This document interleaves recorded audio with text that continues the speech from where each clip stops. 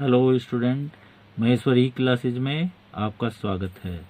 यदि आपने हमारे चैनल को अभी तक लाइक और सब्सक्राइब नहीं किया है तो प्लीज़ इसे कर लें और नोटिफिकेशन बेल को दबाना न भूलें, जिससे कि मेरे द्वारा बनाई गई नई नई वीडियोस का अपडेट आपको प्राप्त होता रहे। ये हाई स्कूल विज्ञान की वीडियो है। इससे पहले वीडियो में हमने आपको प्रकाश के बारे में, प्रकाश के परावर्तन के बारे में, परावर्तन के नियम क्या हैं, प्रतिबिंब किसे कहते हैं, प्रतिबिंब के कितने प्रकार के होते हैं, आभासी प्रतिबिंब, वास्तविक प्रतिबिंब, दर्पण कितने प्रकार के होते हैं, अवतल दर्पण और उत्तल दर्पण, इसके बारे में बताया था। आज हम आपको बता रहे हैं इसमें गोलीय दर्पण से संबंधित परिभाषाएं, definitions related with spherical mirror. तो सबसे पहले इसमें आता है दर्पण का ध्रुव, pole of mirror. Pole of mirror में क्या है कि गोलीय दर्पण के परावर्तक पृष्ठ के केंद्र को दर्पण का ध्रुव कहते हैं। इसे P से प्रदर्शित करते हैं। अब आप ये देख रहे हैं कि ये हमारा गोलीय दर्पण है। आपको पता है कि गोलीय जो दर्पण हैं वो दो प्रकार के होते हैं, एक तो अवतल दर्पण और दूसरा उत्तल दर्पण। ये आपके सामने जो है ये अवतल दर्पण है। क्यों है अवतल दर्पण?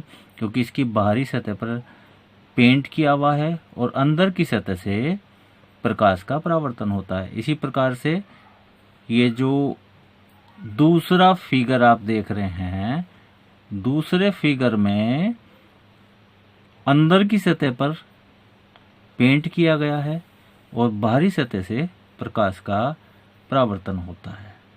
तो कहा गया है कि गोलीय दर्पण का परावर्तक पृष्ठ अर्थात ये पृष्ठ, ये आप देख रहे हैं, गोलीय दर्पण का परावर्तक पृष्ठ,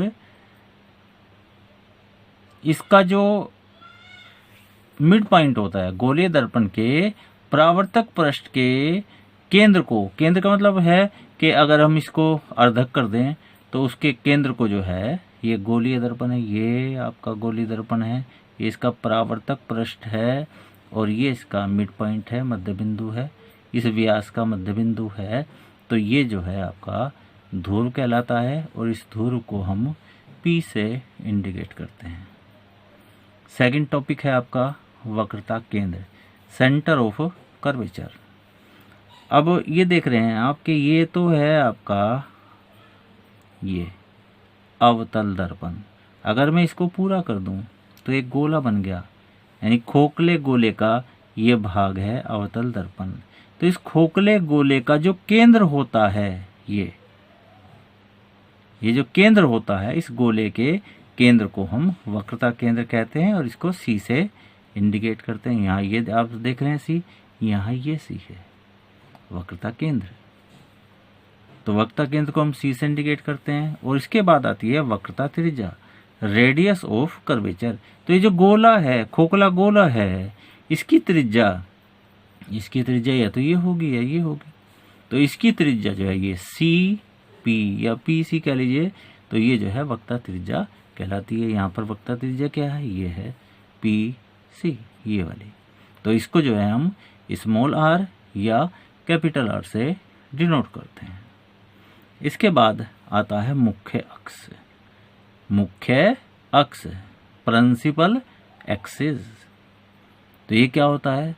ये जो दर्पण का ध्रुव है P और वक्रता केंद्र है C, ध्रुव और वक्रता केंद्र को मिलाने वाली जो जीवा की लंबाई है, ये जिसको आप जो है इस गोले का व्यास भी कह सकते हो, तो इसको आप जो है क्या कहेंगे?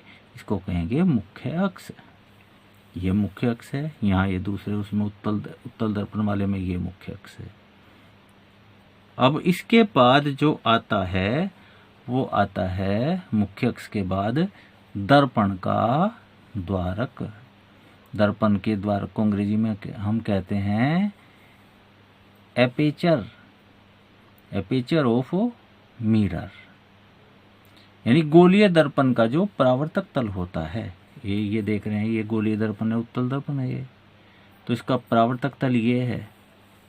परावर्तक तल को मिलाने वाली जीवा की लंबाई, अर्थात ये यहाँ से लेके यहाँ तक मिला दिया हमने, यही कह लो कि जो है जो हमारा परावर्तक तल है उसका व्यास है।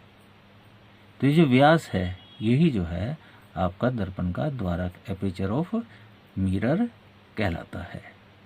इसके बाद जो अगला टॉपिक है वो है मुख्य फोकस या फोकस, प्रिंसिपल फोकस और फोकस। तो ये क्या होता है? ये प्रकाश किरणों का गुण है कि जब कोई प्रकाश की किरण मुख्य अक्ष के, ये मुख्य अक्ष है, ये मुख्य अक्ष के समांतर किसी अवतल दर्पण या उत्तल दर्पण पड़ती है तो परावर्तन के पश्चात अक्ष के जिस बिंदु पर मिलती है, ये मिल गई इस बिंदु पे, और या मिलती हुई प्रतीत देती है, इसका मतलब उत्तल दर्पण। आप ये देखिए, ये है आपका मुख्य अक्ष और ये अवतल दर्पण पे ये प्रकाश की किरण आई और आने के बाद ये इधर को परावर्तित होगी ऐसे करके। इसको जब हम पीछे मिलाते हैं तो ये यहाँ पे मिलती है, जहाँ मुख्य अक्ष के इस बिंदु पर मिलती है, ठीक है। तो मिलती हुई, इसको कहेंगे मिलती हुई प्रतीत देती है। तो जहाँ पर मिलती हुई प्रतीत देती है तो वो क्या कहलाता है? इस बिंदु को दर्पण का मुख्य फोकस या फोकस कहते हैं। इसको कहाँ से? कैपिटल एफ से प्रदर्शित करते हैं। इसमें ये है और यहाँ पे ये है। अब इसके बाद जो अगला हेडिंग है वो आता है फोकस दूरी। फोकस दूरी क्या होता है कि ध्रुव तथा फोकस के बीच की दूरी को फोकस दूरी कहते हैं। इसमें क्या है? फोकस दूरी PF है और इसमें क्या है? फोकस दूरी FP है। और इसको कहाँ से डिनोट करेंगे? PPF या FP की बात है, परंतु मुख्यतः जो है ध्रुव से बोलते हैं। तो PF इसको जो है स्मॉल f से इंडिकेट करते हैं। तो क्या हो गया फोकस दूरी की परिभाषा? कि गोलीय दर्पण के ध्रुव और मुख्य फोकस के बीच की दूरी को फोकस दूरी कहते हैं। और चित्र के अनुसार फोकस दूरी क्या बैठ गई? PF। और इसे कहाँ से इंडिकेट करते हैं? इसे स्मॉल f से इंडिकेट करते हैं। तो स्टूडेंट, इस वीडियो में इतना ही। यदि आपने हमारे चैनल को अभी तक लाइक और सब्सक्राइब नहीं किया है तो प्लीज़ इसे कर लें और नोटिफिकेशन बेल को दबाना न भूलें। और ये ध्यान रखें कि इस वीडियो का लिंक अपने जो फ्रेंड्स हैं उनके साथ शेयर ज़रूर करें, जिससे कि उन्हें भी इस वीडियो का लाभ मिल सके। अगली वीडियो में नए टॉपिक और नए हेडिंग के साथ फिर मिलेंगे। नमस्कार।